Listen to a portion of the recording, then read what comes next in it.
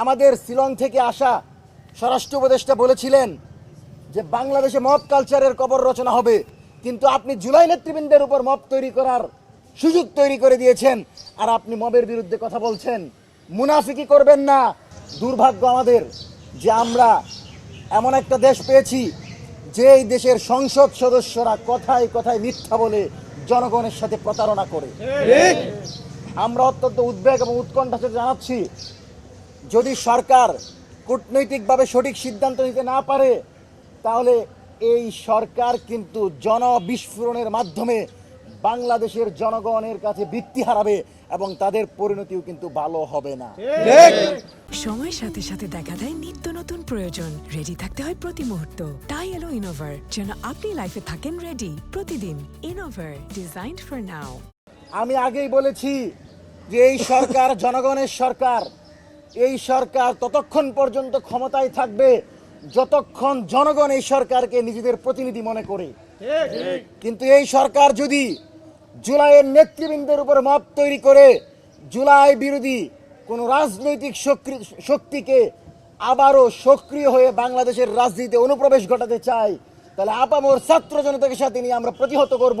কিন্তু আমরা বেঁচে থাকতে বাংলাদেশে আওয়ামী লীগের রাজনীতিকে কোনোভাবে প্রাসঙ্গিক করতে দিব না।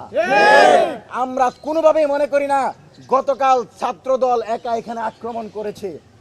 ছাত্রদলের ভূমিকায় আমরা একা এটাকে মনে করি না। আমরা মনে করি ছাত্রদলের ভিতর ছাত্রলীগ ঢুকেছে এবং নব্য ছাত্রদলে ছাত্রলীগের অনুপ্রবেশের মাধ্যমে জুলাইয়ের অন্যতম সিপাহসালার সেনানায়ক মুসাদ্দেক ইবনে মুহাম্মদ এবং এবি জুবায়েরের উপর সরাসরি আক্রমণ করে বাংলাদেশের বিচার ব্যবস্থা, নিরাপত্তা ব্যবস্থা এবং প্রশাসনের উদাসীনতাকে স্পষ্ট করে দেখানো হয়েছে।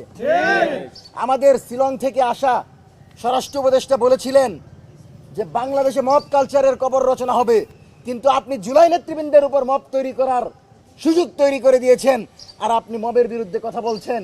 মুনাফিকি করবেন না। হাসিনাও বলেছিল কোথাও গুলি হচ্ছে না, কিন্তু আমরা দেখতে পেলাম আবু সাঈদ, ওয়াসিম, মুগ্ধ হাজার হাজার ছাত্র জনতার বুকে গুলি চালিয়ে তাকে দিল্লি পালিয়ে যেতে হয়েছে।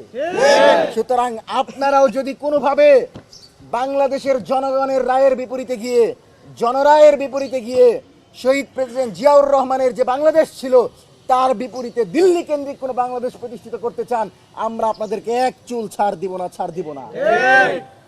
আপনারা ক্ষমতায় আছেন, 5 বছর দেশটা ভালোভাবে চালান, কিন্তু এমন কিছু করবেন না যেটা বাংলাদেশের 70% জনগণের জনরায়ের বিপরীতে যায়।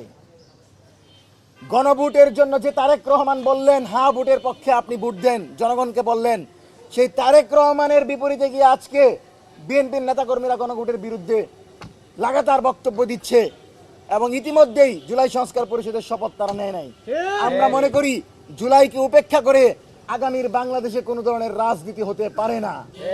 এবং আরেকটি কথা, এনসিপির আহ্বায়ক নাহিদ ইসলাম বলেছেন ছাত্রলীগও নাকি এনসিপিতে যুক্ত হতে পারে। আমরা এই বক্তব্যের তীব্র নিন্দা এবং প্রতিবাদ জানাই। যদি ছাত্রলীগ কোনো হত্যাকাণ্ডের সাথে জড়িত নাও থাকে, আওয়ামী লীগ, তাদের অঙ্গ সংগঠন এবং তাদের সহযোগী সংগঠনের প্রত্যেকটি নেতাকর্মী ফ্যাসিবাদের পৃষ্ঠপোষক হিসেবে চিহ্নিত হবে এবং বিচারের আগে, হাসিনা কামালের ফাঁসির আগে বাংলাদেশের আওয়ামী লীগের কোন নেতাকর্মী রাজনীতি করতে পারবে না।